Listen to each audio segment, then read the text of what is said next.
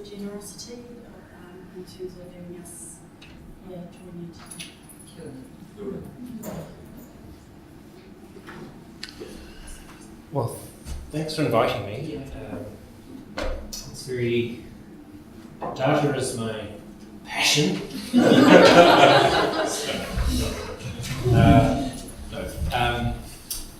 I think that data is very useful to.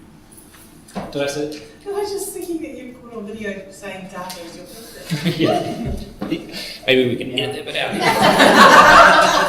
No, because data are important because it gives us the ability to speak from fact, and while it's not the only important thing, I think story, narrative is very important as well. But if we've got the data behind that, then we can speak with authority. And I think in a situation as we are in this country where there are inequities, and the data show that, we need to use it to its best utility to improve or make the situation better. So, and I was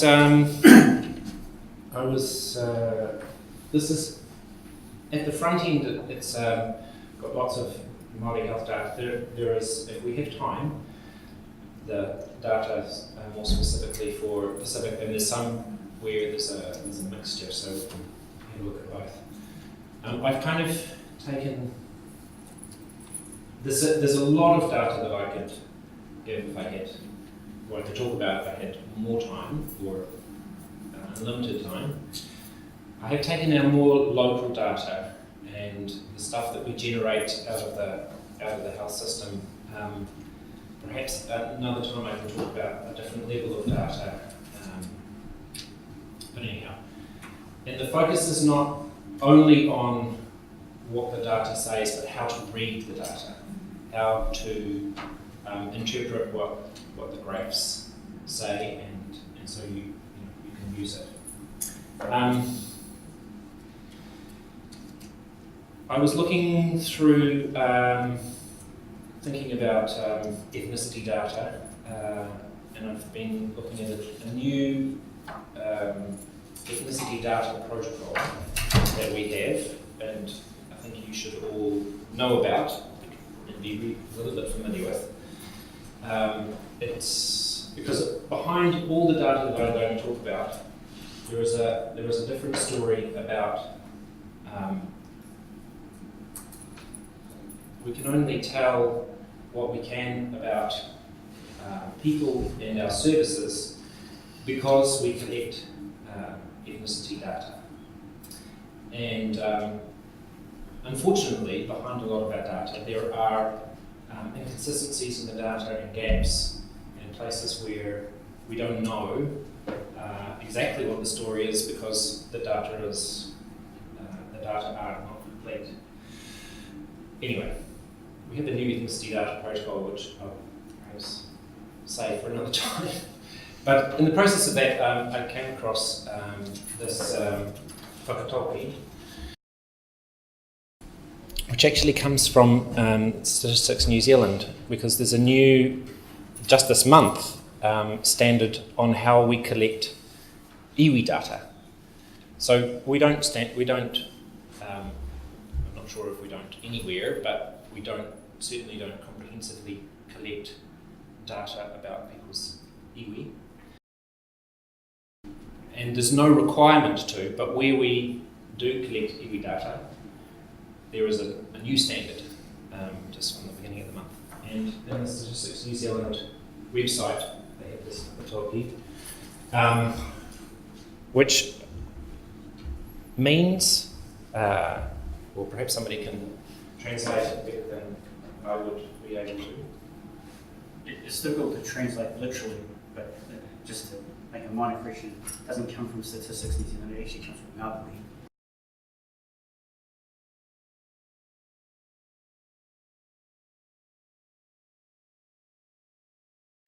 Tātai is like joining things together. Tātai whetū ki te rangi mau tonu is the stars in the heavens are with us forever. tātai tangata ki te whenua, people on Earth eventually die or eventually get lost. You know? So it's that typical sort of Māori metaphorical way of saying, you know, the heavens are with us forever, humans wither and die. Yeah.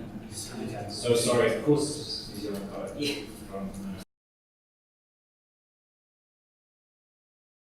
To me, it talks about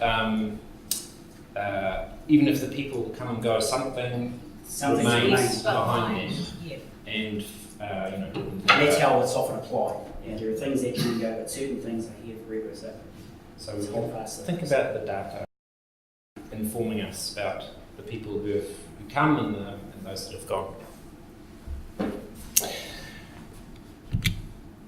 So let's just get into it. Can you see this well enough? can we kill those front lights somehow? So these are a series of graphs that come from our Maori Health plan. We still have a Maori Health plan, although the requirement from the Ministry of Health to have a Maori Health plan has gone. We are still collecting the data that we started to collect because it was a requirement. So yes, the ones that look like this, let me just briefly describe them.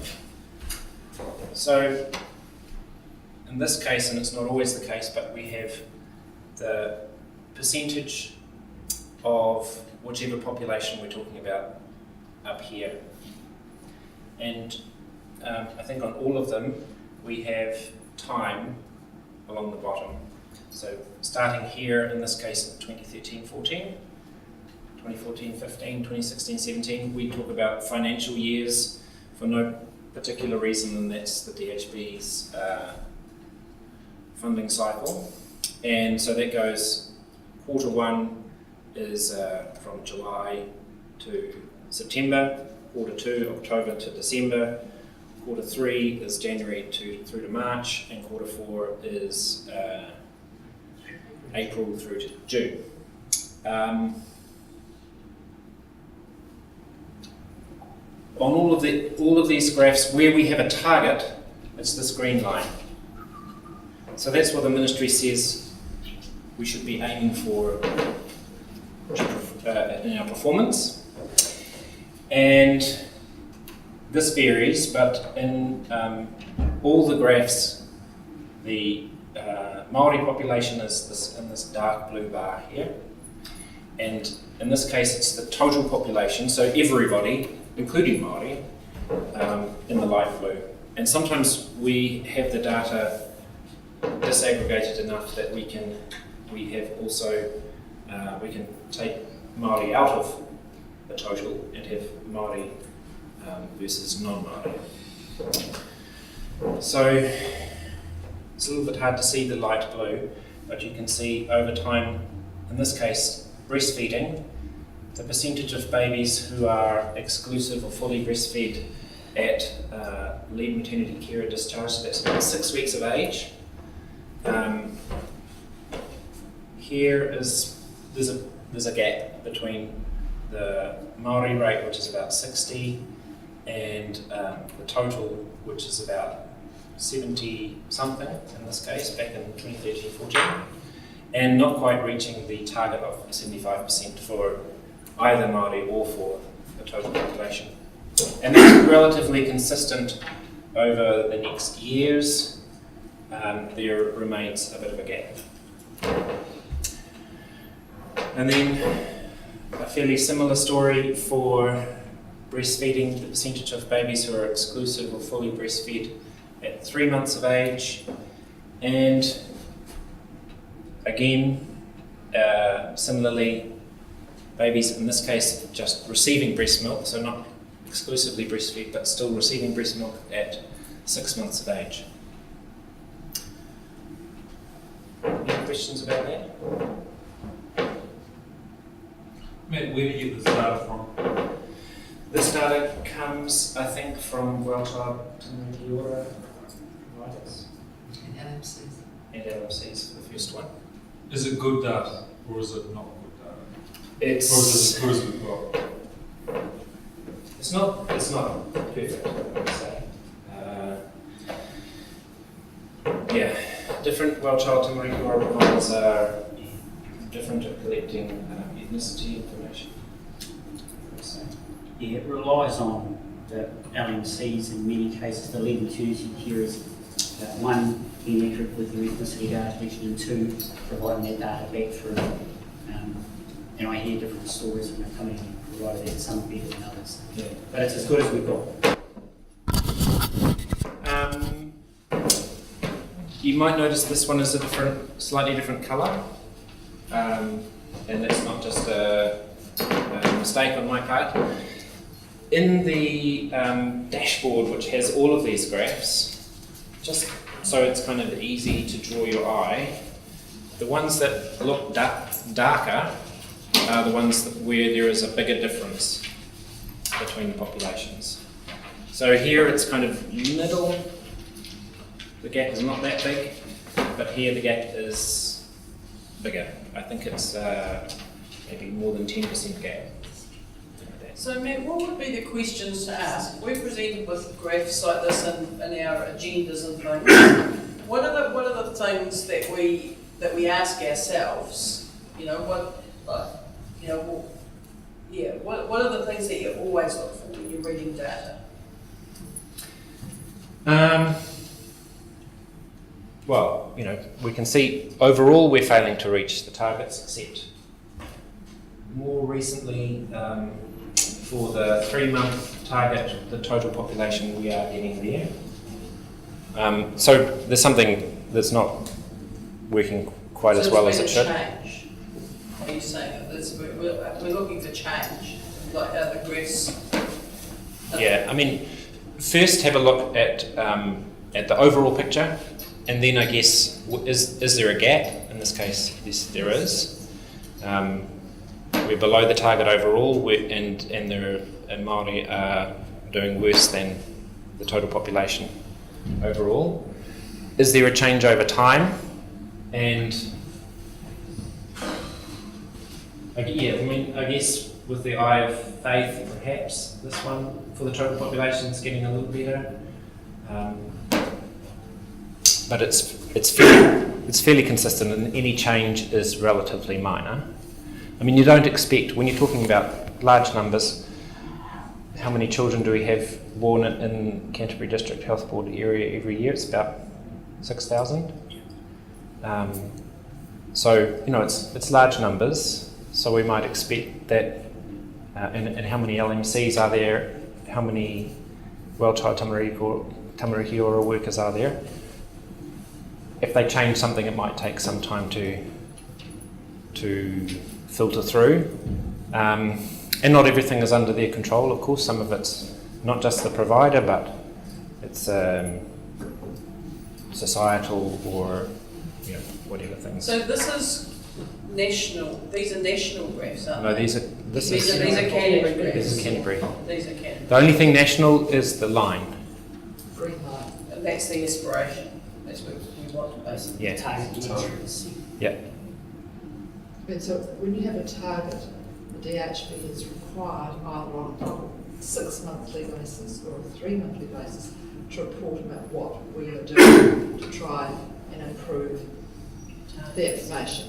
And in relationship to the Maori Health measures in Canterbury, twice a year, Hector takes a report to the DHB board, which exposes all this information to the top governance body of the DHB. So that's the report which the papers I sent you today, which is a report that went in September to the DHB board. Yeah. And that's why that's I know it's very small, really negative. That's it for us. It's not about breastfeeding, it's about other things as well. It's also important to understand, I guess, one, how important this data is, and two, how slow it is for these things to change. It's been sitting around this 30% mark for quite some time now, and like oral health, we're grappling with some significant social issues in New Zealand. We've had successive governments for many years now, most of my adult life, pressing for women to go back to work as soon as possible after they have babies. Well, it's quite difficult to raise breastfeeding rates if you're telling women you must go back to work. We've been trying to get baby-friendly workplaces. That's easier said than done. You might recall that there was a bit of an uproar in Parliament just a few years ago because a woman was trying to breastfeed. So our parliamentarians can't even cope with looking at a nipple. What hope do we have in the rest of society? So we're grappling with some big issues, and also, from a Maori perspective, understanding colonisation. That this country actually passed the Native Health Act to stop Maori women from breastfeeding and to prevent wet nursing. So we're trying to unravel more than a century's worth of messages that say don't breastfeed. So it's a big coat. It's actually a fight. It's like oral health. It's a pointer towards a whole lot of things. I can remember our chief medical officer telling me a couple of years ago, if we nailed this and got everyone, breastfeeding for at least 3 months, whole lots of children's health problems would disappear or certainly dwindle. But it's a big issue. Am I wrong in thinking that with time it's got worse for Māori because the gap has got bigger? So can we assume then can we make assumptions from that something's gone amiss, and we could, maybe there's some indications of where we put effort and resources? Well, I'm not sure you can definitely say statistically if we put confidence intervals were less, I'm not sure that those statistically have changed in terms of got worse or got better. Oh, okay. So my question is there a better way of showing those graphs? Because it's very small. Is there a better way of? I think what it shows is that we start off well. Yes, that's what I see. We start off breastfeeding, like young mums, they're all full of idealism and it's great, but then by the time they get to 6 months, for some reason, they gradually over time, 3 months, a lot of them have dropped off, 6 months, even more. And whatever it's happening to us, it's not happening to to everybody else at the same rate. Yes, yeah. So for some reason. But it also points, like Heather was saying, help, but it also points to our support systems. Like you get a lot of support in that first 6 weeks, and your support kind of goes downhill after that. Unless you actually can physically take your children, your child to a blanket or somebody to come and see you, you don't engage in that service. So by 6 months you've given up anyway because you've got no support, especially with not living at home and cleaning up with your partner. There's no support and it's hard work. Breastfeeding is a commitment. It is. But it could be support, but it could also be the fact that they might have to go back to work. Yeah, 6 months. It could be an economic imperative. But we need to understand the reasons. Yeah. So I can't tell you whether it's getting better or worse. Well, I can't tell you. I don't think it's getting worse necessarily, but it's certainly not getting better, and the inequity is not reducing. I think we can say that. Yeah. So the simplicity of the measure is the popularity of breastfeeding. Yeah. That's the simplest measure. Yep. So we just measure the popularity of breastfeeding. And if there's a decline in popularity, then there'd be a decline in data. And if there's an increase in popularity, there'd be an increase in data. So the number one driver here is a popularity focus. Is whatever you can create and make it popular.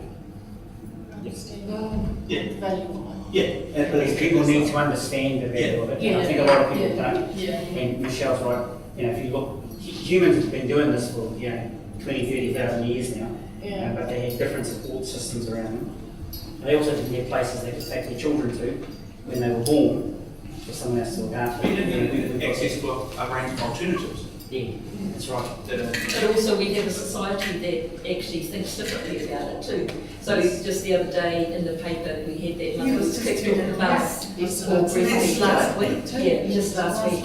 So it's not an issue of popularity, it's societal restraint or acceptance. Maybe that's what you're saying popularity is. It's That's synonymous right, with so that it's common. popular, everyone's doing it, because no one can get kicked off the bus and put it out on the cell phone. Just go. Okay. Okay. Indeed. But Very. then also, so what about when the way you collect data changes, then wouldn't that also have an impact on, so like if we get better at collecting data, numbers also could increase, or if we're worse at It could decrease? Certainly, if we have, now you're talking about the accuracy of Yes. data. Yes. So if we have more accurate ethnicity information, for example, about the people that this is new mothers, then the data could change either way. Yeah. So we might be counting Maori in here and not in here. Like in regards to ages of the population data as well, like could you find out, is it the younger mothers that are not breastfeeding, or compared to somebody that might be in their 30s, or Possibly more recently we might have that level of granularity in the data. Prior to, I think, this year, Blanket didn't have an electronic system for collecting their data. So any question like that, they could report, they drew out from their spreadsheets and stuff the information that they needed to make the reports. But if you asked anything else, like a breakdown of the age of the mothers and their breastfeeding by age, that was very difficult. Can I add one thing, that the ethnicity data field in many systems today is no longer an automatic field. It does require the question to be asked. Now we can sometimes make the assumption that people will fill it in because they think they know, but in days gone by, that there's not been the same checks and balances in place, because as Nat said, getting the ethnicity data right is the basis upon which you build the information. And if we think about this population, so the good question you asked before about interpreting data, if we think, well, what does this mean in terms of the population? Remember today that most children in New Zealand who are born are not European. So therefore, if we put this data in context within the child population, it's quite significant. So when you think about the data, you've got to think about what it's actually telling you, but then in the helicopter, what's it mean over time, and what's it mean within the context of the community that we're looking after. And we know that many children born today in New Zealand are Maori and Pacific. So this is actually just not relating to 7% of the population, this is relating to a large percentage of the population. Therefore, the information presented here has quite a lot of significance. Vis-a-vis, Matthew was showing you something to do with older people, where we know that Maori and Pacific people do not age the same. So some of the numbers might have a different significance, does that make sense? Yeah, it does. So that's about this, it's about the granularity of understanding how you interpret it. And because we've got a younger population, it's likely that there's a lot more young mums in the Maori side than there are in the light blue side. So in the context of what our work is, whatever, and that's the whole point of today really, how do we relate that to the work that we're doing and to the place we sit? Remember, young mums, and there's issues around, are they accessing the supports and are the children that you might be talking about asthma or something like that? Are the children being breastfed right up to 6 months? So it's about being able to read the data, but also relate it to what our goals are. The other factor in ethnicity data is that the ethnicity of the baby, not the ethnicity of the mother. And I recently spoke to the midwives at Christ Children's Hospital, and it's still an issue that senior midwives, many of them don't understand that they are to take the ethnicity of the baby, and it's not necessarily the ethnicity of the mother. So, or if a Palangi woman and a Samoan man have a baby, that baby should be reported as Samoan. It can also be reported as partner, no problem with that, but it'll be counted in the Pacific numbers, and not all the midwives actually get there, especially the old ones. I had one of the midwives say to me that there are only 3 types of people: Negroes, Europeans, and Asians. That's what she was taught as a midwife in the UK. And I asked her where the Polynesians fit in, she didn't know. So, Suffice to say, there is a standard way we should collect ethnicity information. It's the same as the census question, so that we can compare, if we collect data in the health system, we can compare it to the population numbers. That's really important. The other thing that's got confusing what I find interesting in your comment is that when you're talking about Pacificans and Maoris, you're talking about what? Less than 30%? in Canberra, What's Together it's about 12%. 12% behind in line comparison. There's a word in Tonga actually is new one, meaning that the remainder was 7% might be the percentage per and the birth rate actually might be small, but I mean it's a bigger number than what that smallest percentage.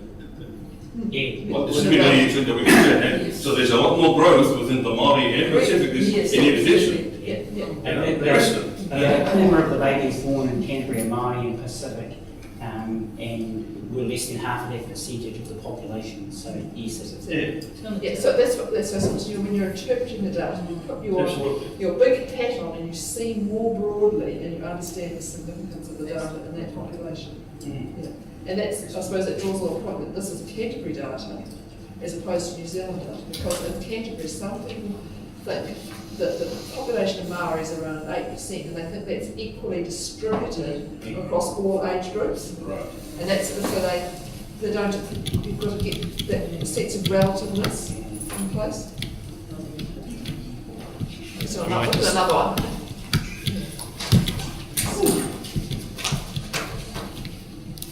Sorry, I'm going to, it's very slow. You don't want to talk about each one.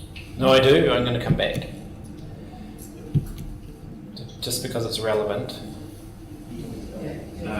This is what we're talking about here.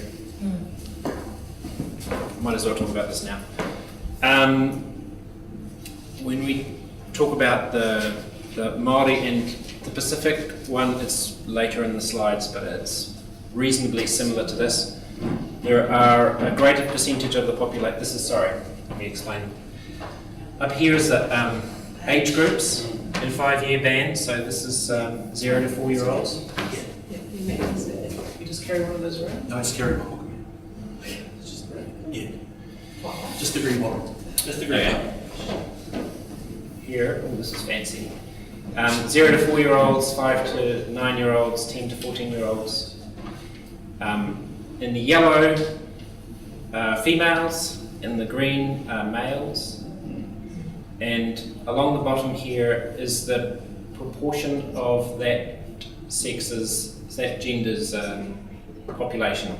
So out 10% here, 11, 12%. So, and in this case, boys and girls. So, Should have done it blue. Sorry? Should have done it pink and blue.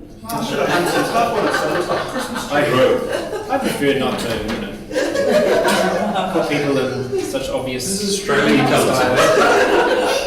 Australia. my grandson loves pink. There's nothing wrong with it. It's just the colour. Yeah, It is a lovely colour.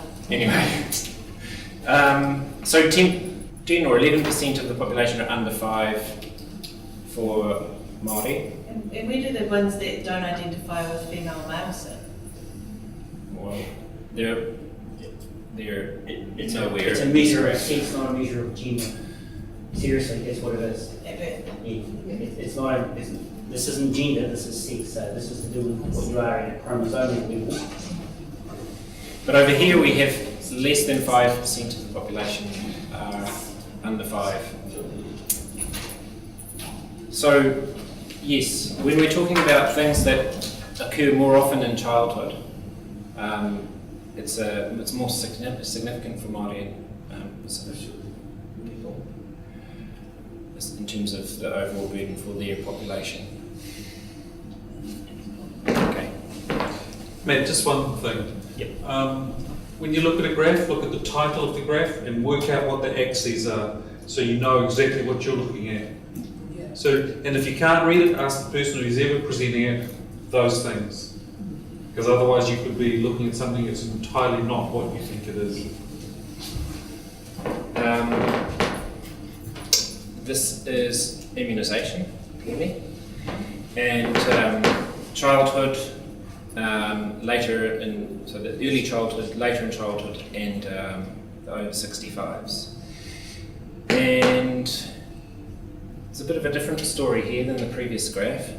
In fact, and this is, like I said before, the dark blue is Maori, but the light blue, it's a slightly different light blue if you see them next to each other, is actually non-Maori. So we're comparing we're comparing, they're not included, Maori are not included in the light blue. And we have almost achieved the target over time, which is, I think, is it 95? Yeah, So when you do that one though, focus the people who do dual or multi, identification of ethnicity, they'd be in the light blue and the dark blue. Great question. So when we present these data, you can identify ethnicity as self-identified, so you should, unless you're a baby or otherwise incapacitated, be able to identify ethnicity for yourself, and a health worker should never identify ethnicity for anybody. And it's changeable over time, and you can have multiple ethnicity. That's when we collect ethnicity data, so you can give, hopefully in up-to-date systems, you should be able to give up to 6 ethnicities. Some at the moment only collect 3, but okay. And you can be counted in each of those, but when we present data like this, we use a prioritization scheme to present data. It's called prioritized ethnicity. So if you put Maori and any other ethnicities, you're counted as Maori. Even if you put a Pacific ethnicity. If you don't put Maori, you put Pacific and any other ethnicities, you're counted as Pacific. And the same for Asian and other ethnicities. If the only thing you put is New Zealand European, you get counted as New Zealand European. But if you put anything else, you get counted as that. Does that make sense? Yeah, it does. So immunisation, correct me if I'm wrong there, is a good example of where data's made a difference. So the graphs didn't always look like that. We had really low immunisation rates, and because we collected the data, we knew there was a focused effort on allocating resources to change and to find ways of getting children immunised. But if you look at this one here, so data has changed things because of that. But if you look at, is it the Komatua one? Is Komatua That's that one. there? So the Komatua immunisation is really low for influenza.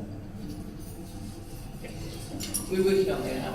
I think it's important with that, I agree with what Mari has said, but before 1995 we weren't able to collect the data, and so you need the tools to collect the data.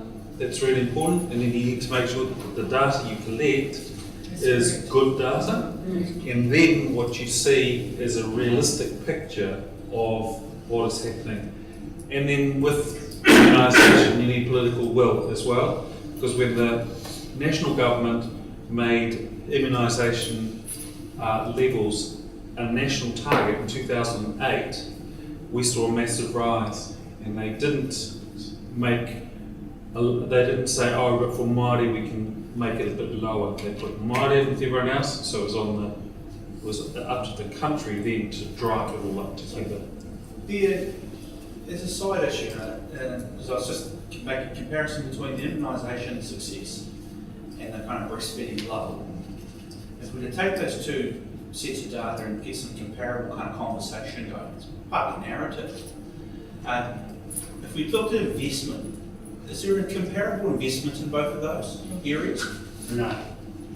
No, there isn't, because we have conflicting messages in our society around breastfeeding. All the health data says breastfeeding is good for you, then we have society saying we don't want to see nipples in public. That's what actually happens, and we also have society that says, we're running a social experiment in New Zealand, for all your children to be raised by other people, not by mothers. Yeah. So we have conflicting messages in our That's a society. sociological issue. I just wondered about the investment from government in those two issues. There's no investment. Well, also, there's a difference in that immunisation and cervical and breast screening are public health interventions delivered at a personal level. And so that's different to changing a behaviour in a population of people. So it's almost comparing apples and oranges, I think, in terms of your question. Yeah, I just wanted a bit of dollars and cents involved. Yeah. I just wanted to see dollars and cents. Well, the infrastructure we're like any high-income nation. The infrastructure around delivery of our national immunisation schedule is something we invest heavily in. Yes. Other countries that doesn't happen, but is it the same for what you're Yes. saying? So I imagine I think it's about part of the story is part culture, but I think part of it's about money. Yep. Yeah, Money I mean, drives it's things. a relatively easy thing to achieve too, isn't it? In comparison, change behaviour, get someone to breastfeed for 6 months compared to take your child to the doctor and let them put a needle in. That's right, it's Well, much yeah, easier. take the needle out. So wouldn't it be easier if we could just get a needle that kind of made up for breastfeeding? I think it's It sounds like a nail to You are right, it's driven by money because they get paid to do it. Yeah, I remember I'm a psychologist and I have an interest in attachment. So, Also, the visibility might have been a bit different because immunisation was one of the 6 national targets that everybody had visibility But on. it's also something that's hidden, because you go into the doctor's or into your practice nurse and you get your jab, no one else sees that. Yeah. And what reminds me about the targets, if you can remember when Tony Ryle was the Minister of Health, he was the one that specifically said, because initially the Ministry of Health put up the targets and they had differential targets for Māori, because Māori was so much lower, we were about 10 to 15% lower, and they put Māori targets out lower, and he just basically said to the Ministry of Health, 20 years in, there will be no differential targets, and that forced a lot of the FPs, including us, to actually invest time, people, and money into fixing that issue, and we did, and look at that. so that's the money goes in and the thing comes out. And everywhere you go, you make it feel bad if you don't immunise your kids. But nowhere you go, you make, generally speaking, you make it feel bad if you do or don't breastfeed your kids. Yeah. Fair enough. Oh, I don't know. Dangerous for everyone to speak, I think. They're my kids too. Yeah, but I do think there is young mums now who choose not to breastfeed. You wouldn't want to be in Christchurch Women's, I'll tell you. There's a real. I'm not saying I agree or disagree, but I think there is a lot of emotion around and a lot of push to get young mums to breastfeed. The thing is, where it falls away, like we saw before, it's when they get home, nothing on their own, and they're 2 or 3 months down the track, and they want to go out at night, they want to do stuff and have a life, and they've got this baby that has to be fed every couple of Yeah, hours. so the 3 a.m. and 5 a.m. Yeah, well, the first 6 months it's not so much like that, but It's a lot more anyway, difficult it's than about the data immunisation, isn't today. it? If we have a look at this, the HPV graph, so that's, immunisation given to girls around 11. But it was for both now. Sorry? I thought it wasn't gender-based. It's sure, it's for boys, it's coming, or it's here. It's huge. But we have got the But data these tonight. data are retrospective, this one. But, and you can see, like I said, overall you can see there's been a general trend up, which is good, but we're still below the target quite considerably, and there is a gap. Be interesting once you get the boys started, how It will be, yeah. But The also, boys' uptake is double what the girls' uptake is, Yeah. and it's also dragged the girls' uptake up by at least a third in the last 12 months. sorted out. So I guess- but also, we were failing worse back here, and we made a change. Was it 2015, 16? Canterbury decided not to put the HPB program in schools, and so we worked very hard to see that happen, and it started in 2014, and now this last year we've had the highest uptake. But as I said, it's partly it's the boy factor, because the boys have really pushed the girls up. Yeah, but even before the boys, anyway, Did you tell the boys that it covers them for everything? We'll give it up. anyway. So it is possible we see that the things are not working, that you can change things and hopefully improve the situation, and hopefully it will go. That's a good example of how we do things differently in Canterbury too, isn't it? Like, you know, if we had put it in schools in the first place, maybe we would have seen a difference. Because I know when it first started as a thing within general practice, it was about sexual health rather than cancer, conventional. Yeah. So we had parents not consenting for their 11, 12-year-old to have HPV because of the misconception around I have to have that book, they're going to have sex, that kind of thing. And that was a bigger issue in the Pacifica community than it was in the Maori and the Maori community. Lots and lots of Pacifica parents I don't need this because my daughter, my 11-year-old daughter isn't sexually active. Why would I even consider this and just walk away? Yes. It should never have been pitched as a it's sexual health issue. It's an immunisation issue. Well, it's an anti-cancer issue. It's right. It's a cervical cancer issue. Oral health we've already touched on today. We're a little bit behind. We don't have. So look at that, that's huge. Yeah. So we're massively below the target for What is everybody. the target? 90, is it? I think it's gone up to 95. So this one is preschool children enrolled with the school and community dental service. So just not that they have good teeth, not that they brush their teeth or anything like that. It's just enrollment. Do they know about them? And generally speaking, It's an access issue. we don't. Back here, less than a third of the Maori population were enrolled with community dental, so they didn't know. How long has this one been in place for? Oh, years. How long And is? other DHB sites are stricken out miles from It's been in this. place. We haven't concentrated on it, that's the. Yeah, that's what I was going to say. So because we do know this now, is there an intention going forward that oral health is going to be much better resourced? No, so I mean, in each of your roles, you need to think about. Well, you need to demand, I think, an explanation of why the data are like that. Is it? I mean, there could be lots of potential reasons. So it's the other one, cavities. Yeah, that one's curious free. Yeah, It's probably fair to say that, Maria, that suddenly the DHB have overall got some getting into trouble about this, and so that's why you can hear some stuff that's happening, because we're actually getting a big black market issue about this. But so, we have in PRG and Te Kahui, we've been asking why are the data like this, and it forced everybody to go, okay, let's properly analyse, and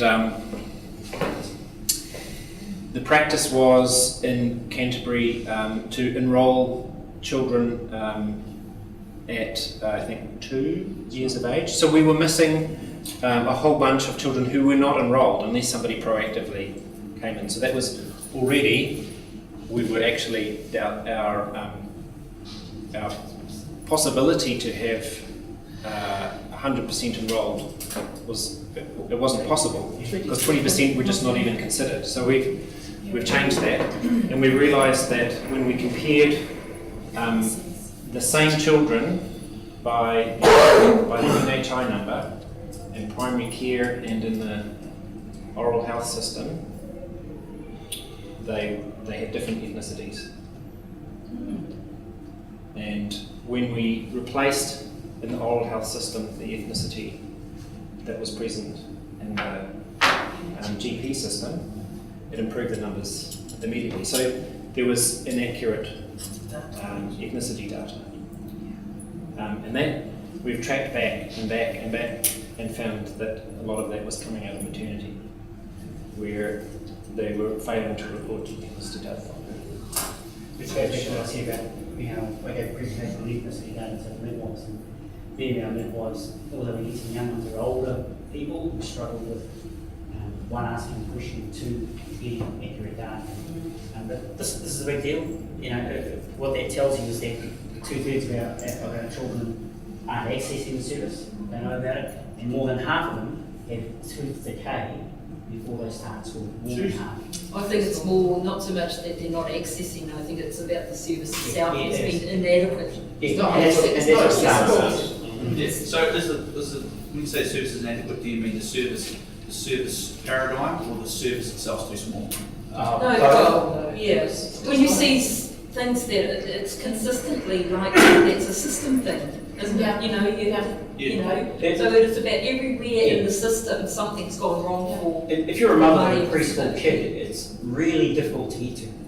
Right, so it's just a small. I'm a middle class mother with a middle class rural with 2 toddlers, who's got a car and car seats and all the things you need in order to access services, and it's still bloody hard for me to get to, and she can't take her kids to the service now because school broke up.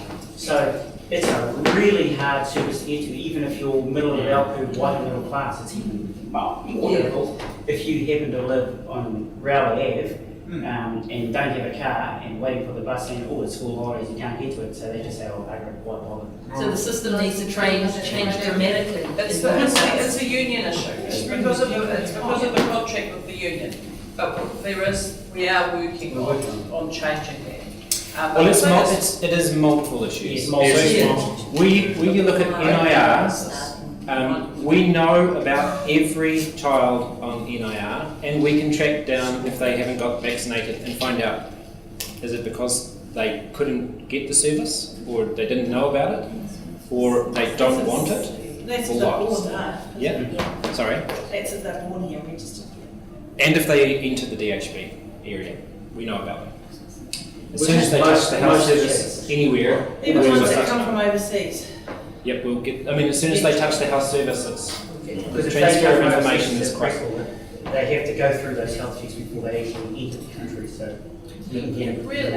When if you had a bad experience, our Pacifica won't go back. I had a bad experience with my son when I took him to the community dental. And, I'm okay to speak up for myself and put the complaints through. But if I was not, I would not go back. I would tell my sister, my auntie, my cousin, and they would be too scared to access that service.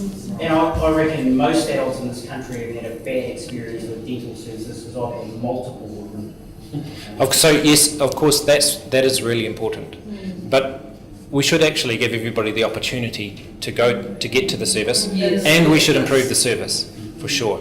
So part of what we're doing is at least making sure that every child that's born, in the same way as they get on the NIR, get onto the oral health register. Yeah. Because really, we've got free dental in New Zealand up to 18. Yeah.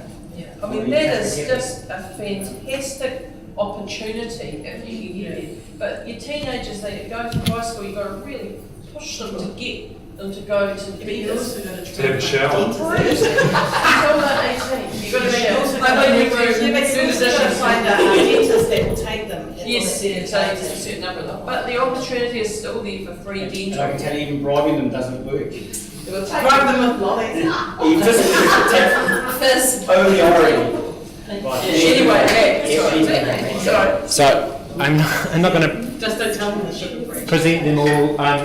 I'm trying to pick out some where maybe the data look a little different, or there's reasons to think about what might be going on.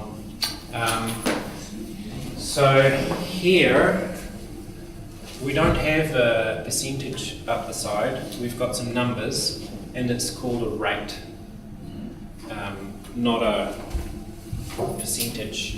So a rate is where you have a number of events, in this case, sudden unexpected death in infancy, and you compare it to the number of that population group in the overall population.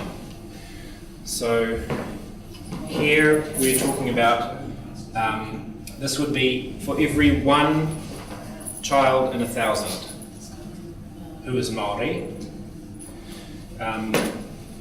So sudden infant death,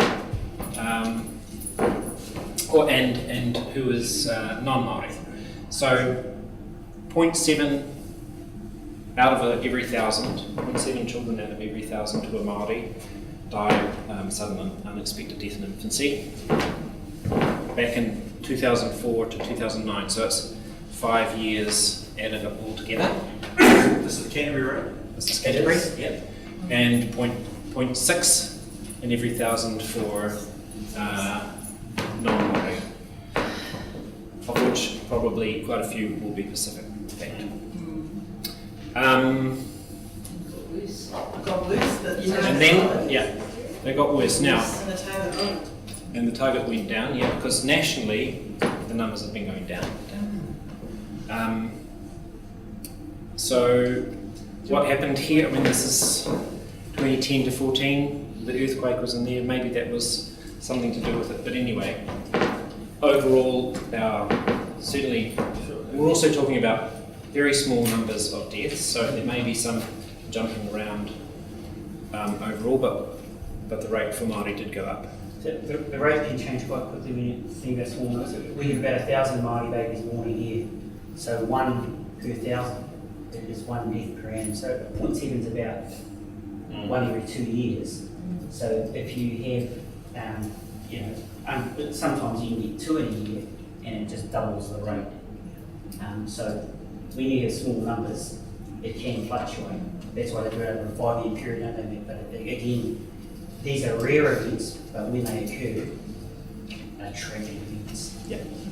But I think sometimes it isn't helpful not to separate out the Pacifica as well, Yeah. because that really changes the picture again. And and if we're thinking about kind of the inequities, you want to see that those numbers. Yeah. So I agree, sometimes it might be good to look at Māori, Pacifica, non-Māori, non-Pacifica. Yeah. So, Matt, to save my class 4 brain, what are our actual numbers we're talking about in those periods? Rough enough? I'm not sure. I can't figure it out. It'll be single figures though. Yeah. Okay. What is Per the year. green line? It's a target. The And target's you would lower. expect the rate to go down, the target should go down, if you want the rate to go down, that's right. But do you want to compare it with smoking? Again, how do you interpret the data, so you think about it, No, I mean I put these next to each other because the risk factor? smoking in during pregnancy and after is obviously a very important risk factor for sudden unexpected death. And the rates for Māori are, this is actually the number of women who are smoke-free, so not smoking, at 2 weeks. So you want the number to be higher. Sorry, you want the number to be higher. And there's a gap. We're not doing so well even overall, but at least the total population are closer to the target. So yeah, that's an important inequity. It's not the only determinant of sudden unexpected death in infancy. There's also important stuff about safe sleeping places for babies. Breastfeeding, like you talked about. Sorry? And the breastfeeding, like you talked And breastfeeding as well. Do you think Have a we good should- Christmas, do you think Brendan. we should show the diabetes line, just Yes. The Pacific, that be? This one is helpful to think about another aspect of data. So here we're talking about people who have been diagnosed with diabetes, and for the moment, don't look at these two columns. So we have others, so that's everybody who's not listed below, Maori, Pacific and Indian. Here's the total number of people who have been diagnosed with diabetes in the population, and we think this is a fairly accurate number because we look at the people who have a code for diabetes, but also the people that have had a blood test for diabetes, have medication for diabetes, or have insulin, all those things. This is information from primary care, so we talk about a number of people who are enrolled, and so these are the relative population numbers for those same population groups. So when you look at this, you think, okay, there's 900 people who are Pacific who have diabetes. It's not that many, not that important, perhaps. The same for Maori, and even less for Indian. Then, if you do it by you have a look as a rate, so you're comparing it to the number of people in the population. You can see here the number is 6,425 people per 100,000. So around 6% of the Indian population have diabetes. And of the Pacific population, 6.6%. Yeah. Interestingly, when you look at this, Maori have a lower rate of diabetes than the others. Now we do something called age standardization. So you remember the pyramids that I showed you before? Yeah. Yes. Yeah. Those ones? We talked about diseases that are more common in childhood, but diabetes is more common in adulthood. But if you have much fewer people as a proportion in the adult population, and these kids are generally not having diabetes, your rate compared to the whole population is going to look smaller. So we do something called age standardization. It takes out the differences in the age structure of the population, and when you do that, you can see that Indian end up with 6 times the rate of diabetes in the population than the comparison others. Pacific have around 4 times the rate of diabetes, and Maori have about 1.7 times the rate of diabetes. So in this case, and I would venture to say in every case for diseases which happen more commonly in older age groups, if you don't do age standardization, you're not looking at the true picture. So that would be true for respiratory disease, apart from childhood asthma.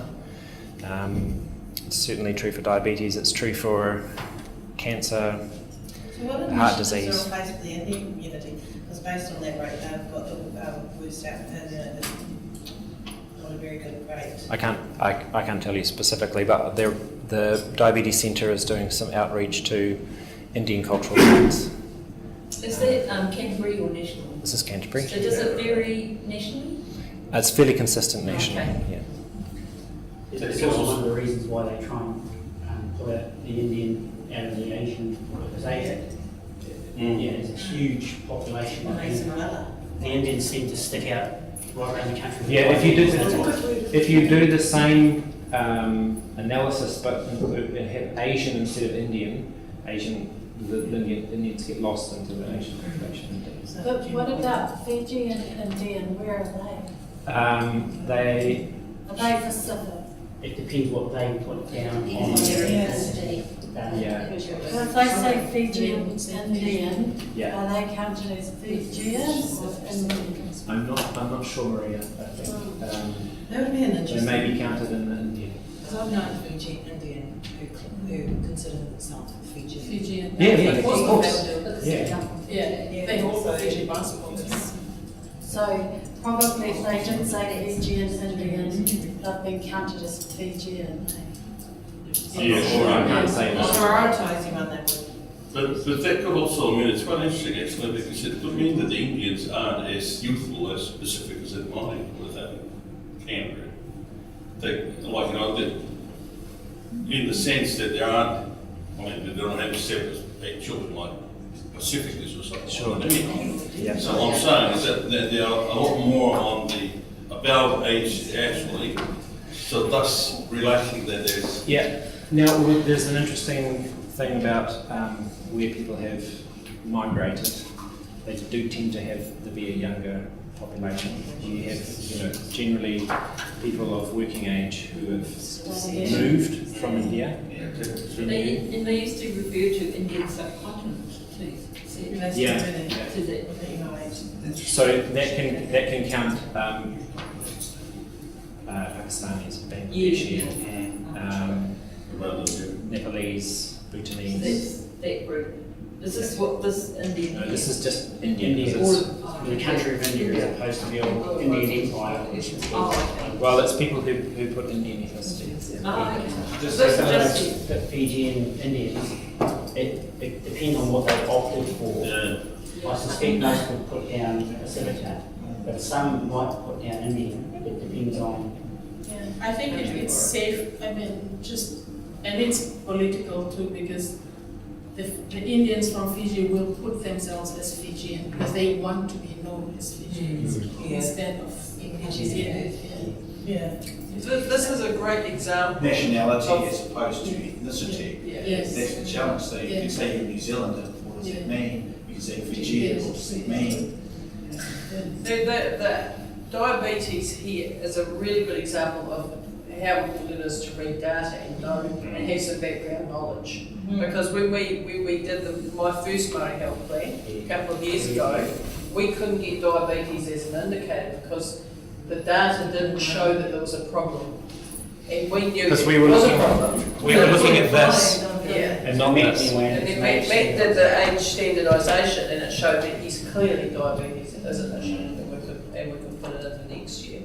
But just, it was because, Is diabetes getting worse or better? Over time, I think it's getting worse, along with It must get worse if obesity. Obesity. is worse, isn't it? Yeah. Getting worse and worse. Getting worse and worse. And so is cardiovascular alongside. Yeah, exactly. Yeah. And it's happening, and they're presenting at younger She's ages been good now. at her job. Heavy and 30, having 40, only been seeing younger and younger kids, or younger and younger adults. Yeah, 30 and 40 is not uncommon. It's her job. Guys, how do you feel? You want to carry on? Because there's more slides. But The opportunity was for you to come back, and maybe we were a bit fresher. And it's a great turnout for the 20th of December. It's fantastic. But we thought we might have a couple of different goes. So if you Yep. unless there's any highlight. Is there anywhere we're doing really well? Anything you if you want something where we're doing pretty well, about something that's important. So I'm sure some of you have seen this before, but this is talking about Te Hawaitaha, our new wish, it's a year old now, stop smoking service. And here we have different ethnic groups along this side and time along the top, except for these two things at the end. This is the number of people who enrolled with the Te Hawaitaha service in quarter 2 of last year, so this quarter last year, quarter 3, so early last year, late last year, and earlier this year, this financial year. And what we can see is that for Maori anyway, the number enrolling has increased over time, which is good. And the proportion of, so this is out of everybody who enrolls in the Stop Smoking Service who are Maori, 27%, 29%, 31%, 37%. This is the number, the proportion of Maori in the population, so it's around 9%, heading towards 10%. And the proportion of smokers in Canterbury who are Maori is 14%.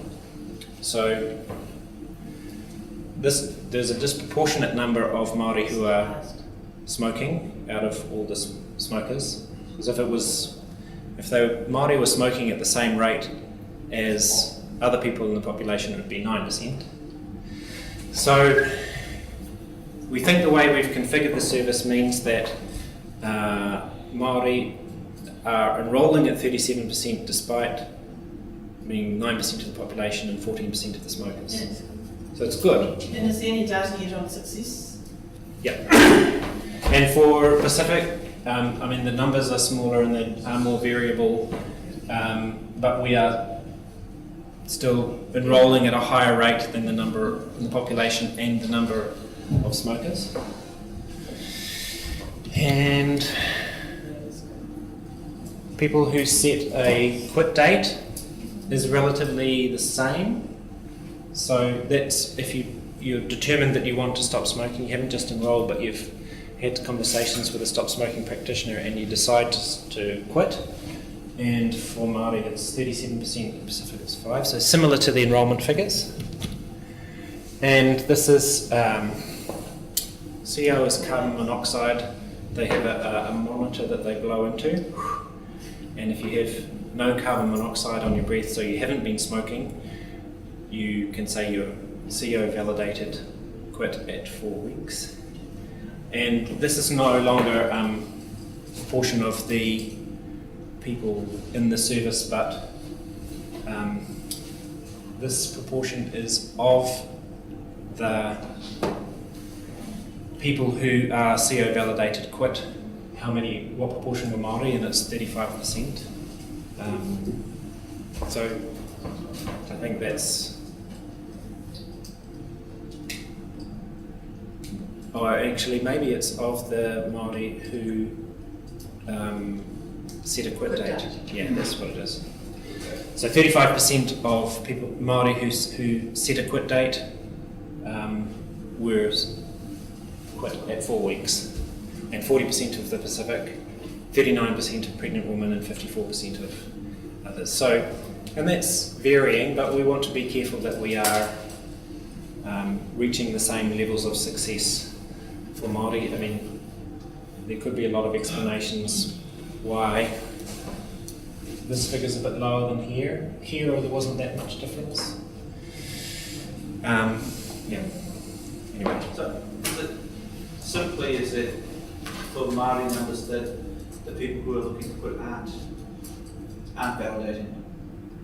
I mean, you might say there's variables. Oh, right, yes. There may be a higher number of what we call self-reported. Yes. So they haven't got the validation, But they're self-reporting that they quit. that could be it. I forget what the self-reported, and I don't think we have a breakdown by ethnicity. Right, so you could roll those self-reported and CO validated and just kind of look at those side by side. Yeah, we could do, yeah.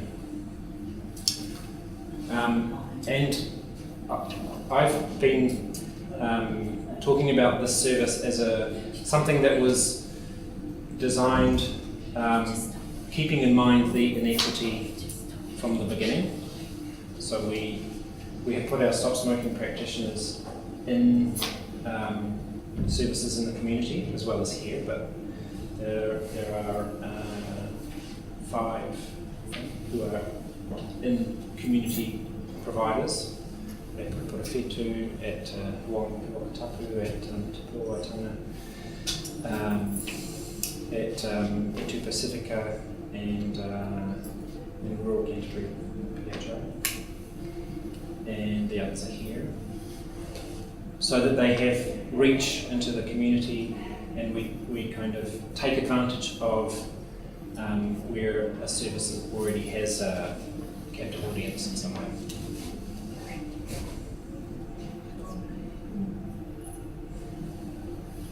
Can I just finish by saying, please let's remember that next year is a census. So with this knowledge that we've all got, it's about how we provide that leadership within the health community and through our connections to make sure that we assist Maori Pacific people to enrol, because that will help enrich the data to enrol. I've got the paper, so there's lots of ways we can do that. So Matthew, I had a couple of questions right at the beginning where you were saying about the ethnicity data protocol. Who's we? And the other one was when's that protocol going to come out, or it's already out? It's, so it's produced by the ministry through consultation with the community of health system. We should be using it now. We, the health system. Anybody who's collecting ethnicity data. So, yeah, I guess Ashburton hospitals certainly ethnicity data according to the new protocols. But that also, I mean, it takes a long time for systems, for example, to be capable to do the things that the protocol demands. And you were saying that there are specific data in there as well that we can actually access.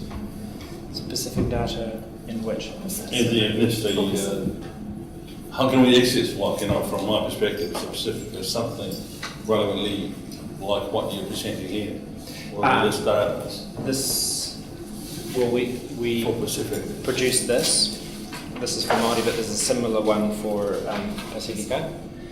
And that should be available. And have we got a dashboard? Yes. We did actually put it out as So I've just yesterday sent one to Carolyn and Tom from PRG, so we can distribute it out again. and then I'll pass it on to Chris, to you. Just keep asking. Well, I mean, yeah. Because right back at the beginning, the breastfeeding data for Pacific also exists. It's just we haven't chosen to show you that today. Well, it's in there, but Yeah, I can come another time and yeah, no, that'll be fine. Yeah, no, as long as I know where the access is, anyway, I can easily rely on it. Fantastic. Thank you. Thank you very much, Matt. Thanks, Matt.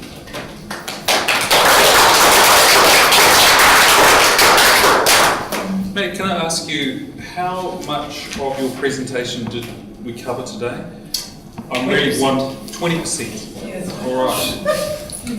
One of the things Because you that guys I know. Well, it was a catch. if you wanted to know more about the data, you should have just. But, well, although I think the purpose of this was to learn how to interpret the data, what it actually did was open up a conversation around various aspects of disparity in our health, which I think we've all found useful around this table. And what I'm wondering is, would people find value if Matt came back and tried to finish off the rest of his presentation by looking at the other areas that we didn't cover? I think mental health is a significant issue. And because I think these conversations are really useful, I think it's supporting one another in our roles, but also it's getting a collective understanding of what we could do When we across. need more time, because that's only 10%. Well, we did extend today from 3 till 5, although Nari wanted to go from 2 till 5. We did extend it from... She was right. Yeah, yes, she was. There you go. And so, Jane has put out dates for next year. We meet 6 weekly. Would we like our first meeting to be a meeting like this, or do you want to get a bit further on into the year? Can I just get a sense of appetite from around the table? What would you like to Do we do? need to do the work plans? We need to do the work plans. I think if we do this in March, In so March? we do After the work after plans? work plans, because the next So we won't meeting. use it to inform our work plans, though? So, no, well, I could be rude enough to say, if you are not getting the answers from the people running in your situation, the Ashburn SLA, and bringing this to, better work planning. Yeah, so that's where you should get the data that relates to Ashburton before February. I think Matt could provide the more global data at that stage, but certainly I would be expecting the child and youth work stream, Michelle's not here today, to have some visibility of the stuff that when they're doing that work in place. It might be more useful to, if you have a theme for your meeting, I don't know, do that, but I could present on one or two topics. And go into detail. So I guess for us as a Pacifica caucus, not always seeing our numbers, like with a specific interest in our numbers too. And I'm happy to do it in this forum Or in your own. or our own, because it can also be frustrating for others. As you like, Maria, I would put a high priority on helping keep you informed. Do you think it's useful to have both where you're all present, because there are similarities and there's discussions that kind of talk around? Yeah, I think that we can share. It is about sharing the expertise, Yes. I think Maori have cut the path for a lot of stuff that, we're following behind on a whole lot of stuff. So that's where I think it's always helpful. Also seeing the successes that Maori have had where, we're still trying to get there. That's always helpful for us. I think as Pacifica also we can add value. But in terms of the data, being able to also see where Pacifica is in some of that, we read that because obviously it's for my caucus. So into the future, that would be good to see. Will you choose the venue, I will come. So I take it from that we do want a joint Either way. one in March, but if you want to have a separate one, you can also, or you prefer to do it separately? What people think? I would think that in the process of we are learning how to do it, then I think it would be best if we as Pacifica have our own. It's nice when we're discussing about the context of the whole. There's two things, isn't there? There's learning to read the data. Absolutely. And understanding what data is. And then there's That's your just specific data and how it relates to your work. Yes. So perhaps we could have a joint meeting where we continue to learn to analyse the data that you're showing us, but then also that you have a meeting where your data is presented and discuss that. Yeah, and so the space that would be appropriate for us as a Pacifica caucus is we actually in the new year early have our planning meeting, which is because of all the different work streams we sit on. So that's where we would want to look at specific data. Yeah. Specific data. Yeah. So even if we do the joint one though, I agree with Maria that we should still have the data so it shows Maori, how even if we're just learning how to read the data, that it has Maori and Pacifica, so all the slides we see are combined in place and it has relevance to both groups when we're learning to read the data. Makes sense? Yeah, sure. I personally love seeing it broken down by both Māori and Pacific, but I acknowledge it's difficult. And it also throws up that there are differences between Māori and Pacific. You look at their diabetes. Discussions and There's differences. Yeah. There's differences in Yeah, organisation. it is. And there's a temptation for a lot of non-Māori just to lump us all together. But I acknowledge it's not always that easy, is it? We've known that over years. Trying to get data is one thing, trying to get accurate data. But that doesn't mean we should aspire to it. So we combine in March? So we have a combiner in March. I'll let Maria communicate with Matt about some specific caucus meeting, and in February we will focus on the planning, the joint planning that's going to happen. So in March, can we all bring our favourite quote from what's it called, our place of birth? Place of origin, that's it. I was born in Kentucky. So very much, Matt, and thank you very much, everyone, for your attendance. Thank you for your service during the year and all that down to Well- work for us, and James too. I think this is the Yes.